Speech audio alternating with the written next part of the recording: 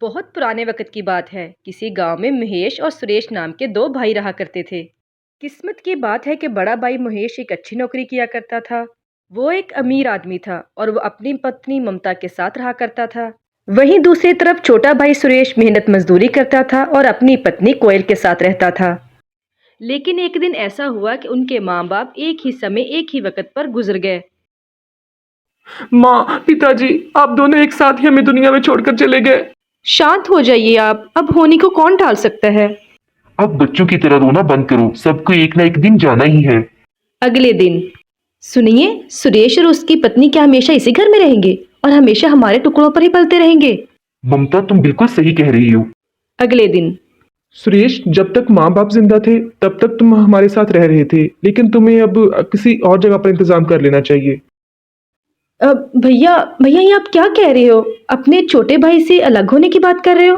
अरे तू कौन होती है दो भैया के बीच में बोलने वाली? कोयल, भैया और भाभी ठीक कह रहे हैं। ये भैया ने और पिताजी ने अपनी मेहनत से इस घर को बनाया था। मेरी सिर्फ इसमें मेहनत शामिल है, कमाई नहीं। लेकिन इसलिए हमें ये घर छोड़कर चले जाना चाहिए। सुरेश के हिस्से में थोड़ा सा खेत बचा था, वो वहीं पर अपनी पत्नी कोयल को लेकर चला गया। कोयल, यही हमारा आज से आशियाना है। वैसे मैं काम पर जा रहा हूँ, आज बहुत लेट हो गया हूँ। महेश जिस फैक्ट्री में काम करता था, वो जैसे ही वहां पर पहुंचा तो वहां के गार्ड ने उसको रोक लिया। अरे कहाँ घुसे चले जा रहे हो? अरे गार्ड साहब, क्या भूल गए मुझे? मैं इसी फैक्ट्री में काम करता हूँ। काम करते नहीं हो, काम करते थे। कि तभी वहां पर मुनीर जी आ गए। गार्ड साहब बिल्कुल ठीक कह रहे हैं सुरेश। जब तुम्हारे भाई ने तुम्हें अपने घर से अपनी जायदाद से अलग कर दिया है तो तुम्हें हम क्यों अपनी फैक्ट्री में रखें? आज तक तुम उन्हीं की वजह से इस फैक्ट्री में काम कर रहे थे। अब तुम्हारे भैया वाली गारंटी खत्म हो चुकी है, इसलिए किसी दूसरी जगह पर काम ढूंढ लो। ये सब सुनकर सुरेश को बहुत बड़ा सदमा लगा, लेकिन उसने मुनीत से कुछ नहीं कहा। वो चुपचाप वहां से वापस आ गया और आसपास की दुकानों से फैक्ट्रियों में काम ढूंढने लगा, लेकिन उसे कहीं काम नहीं मिला। अरे आज आप जल्दी आ गए। सुरेश ने सारी बात कोयल को बता दी।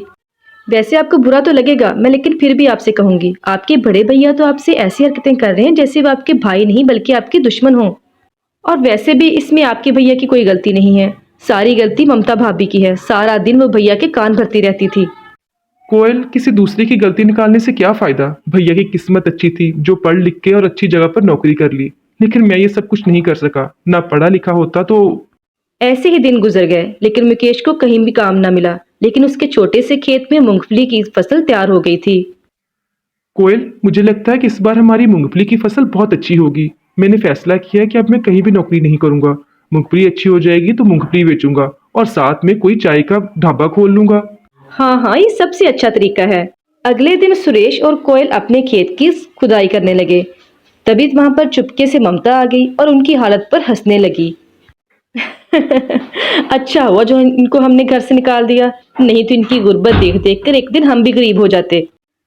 सुरेश और कोयल अभी खुदाई कर ही रहे थे कि तभी खेत के अंदर से एक जादुई मूंगफली निकली और देखते ही देखते वो मूंगफली बड़ी हो गई। अरे ये क्या निकला खेत से? इतनी बड़ी मूंगफली तो मैंने आज तक नहीं देखी। कि तभी अचानक उस मूंगफली से आवाज आने लगी, मैं जादुई मूंगफली हूँ। तुम दोनों की मेहनत और इतना लगन और प्यार देखकर मैं तुम दोनों से बहुत खुश हुई। इस मूंगफली के तेल को निकालकर अपने रसोई घर में दिया जला देना, तुम्हारा पूरा रसोई सोने का हो जाएगा।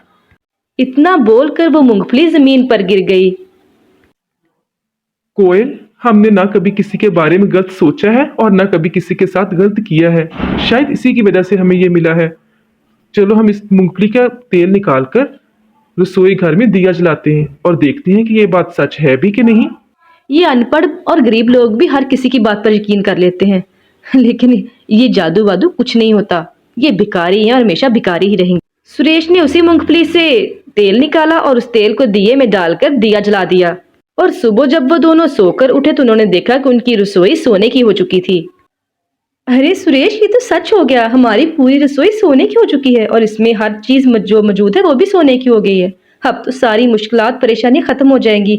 अब हम एक बड़ा सा ढाबा भी खोल सकते हैं और अपना खूबसूरत सा घर भी बना सकते हैं। तुमने बिल्कुल सही कहा। अगले दिन ही सुरेश ने उस रसोई से 2-3 चम्मच सोने के लिए और उसको बेच दिया और उसके जो पैसे मिले सबसे पहले उसकी एक दुकान खोली और फिर धीरे धीरे घर भी बनवाने लगा। ये सब जब उसके भाई और भाभी ने देखा तो वो दंग रह गए। ममता, इन लोगों को अचानक से इतनी दौलत कैसे मिल गई? कहीं वो मूंगफली वाली बात सच तो नहीं हो गई? चलो महेश, इनके घर चलते हैं, फिर बाद में बताऊंगी कि यह सब हुआ कैसे। फिर क्या था, महेश और ममता सुरेश के घर पहुंच गए। आओ आओ भैया भाभी, कैसे हैं आप लोग? हमें घर से निकालने के बाद तो आप लोग हमें भूल ही गए। सुरेश, तू तो जानता है कि मैं तेरी तरह फ्री तो रहता नहीं हूँ, सारा दिन काम पे लगा रहता हूँ। बस अभी इधर से गुजर रहा था तो तुम्हारा घर देखा तो इधर आ गए। अरे, तुम्हारे रसोई घर से पीली पीली सी रोशनी आ रही है, क्या मैं तुम्हारा रसोई घर देख लूं जाकर? हाँ हाँ भाभी, क्यों नहीं, आपकी रसोई है, जाकर देख लीजिए।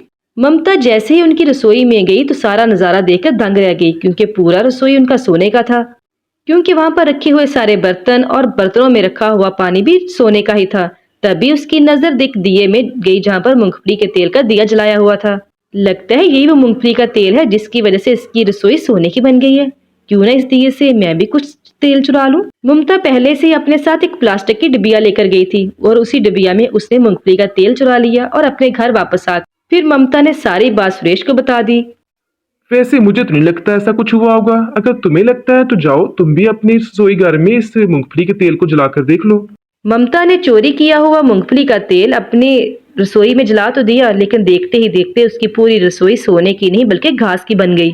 और उस घर में मौजूद सारा सामान भी घास का बन गया था। यहाँ तक कि सब्जियां, अनाज, बर्तन, हर चीज घास की बन गई थी जिसकी कोई कीमत नहीं थी। और फिर ममता की रसोई में बहुत सारी बकरियां, गाय, भैंस घुस गई और उस घास को खाने लगी। अरे, ये सब क्या हो गया? कोयल ने वही मूंगफली का तेल अपनी रसोई में जलाया तो उसका पूरा रसोई सोने का हो गया, और वही तेल अगर लाकर मैंने अपनी रसोई में जलाया तो मेरा पूरा रसोई घास का बन गया है। ये पूरे जानवर, हर चीज हमारे घर में आ गई है, मैं क्या करूं? उनका इतना नुकसान हो गया, महेश की नौकरी भी चली गई और उनका घर भी खत्म हो गया। हर तरफ जानवर ही जानवर हो गए। उनके पास अब कुछ भी नहीं बचा था, वो अब जमीन पर आ चुके थे। ये सब कुछ तुम्हारे लालच की वजह से हुआ है, लेकिन इसमें कहीं ना कहीं मेरी भी गलती है जो मैं तुम्हारी बातों में आ गया। तुमने और मैंने सुरेश के साथ कितना गलत किया, इतना गलत किया, इनको घर से निकाल दिया। हालांकि वो मेरा भाई भी था और इसके बावजूद मेरे साथ कभी भी ऊंची आवाज में नहीं बोला। उसने मुझे कभी पलटकर जवाब नहीं दिया। देखो अब उनके पास सब कुछ है, उनका घर सोने का बन गया, उनके सारा कुछ उनको मिल गया, लेकिन हमें इस धोखे की वजह से कुछ भी नहीं हमारे पास रहा। हमें जमीन पर आ गए, अब हमेशा यहीं पर भीख मांगेंगे और यहीं पर रहेंगे। मैं किसी भी हाल में और कहीं भी रह सकती हूँ, लेकिन एक बार मैं सुरेश और कोयल से माफी मांगना चाहती हूँ। फिर महेश और ममता सुरेश के घर पहुंचे और माफी मांगने लगे।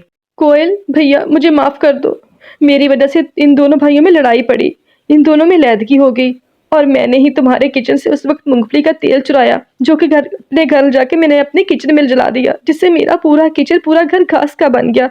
और मैंने उस दिन वो मूंगफली की सारी बातें सुन ली थी। अब मेरे पास कुछ भी नहीं बचा, सारे जानवर मेरे घर को ही खा गए। कोई बात नहीं भाभी, आप परेशान ना हो, आज से हम सब मिलकर इसी घर में एक साथ रहेंगे।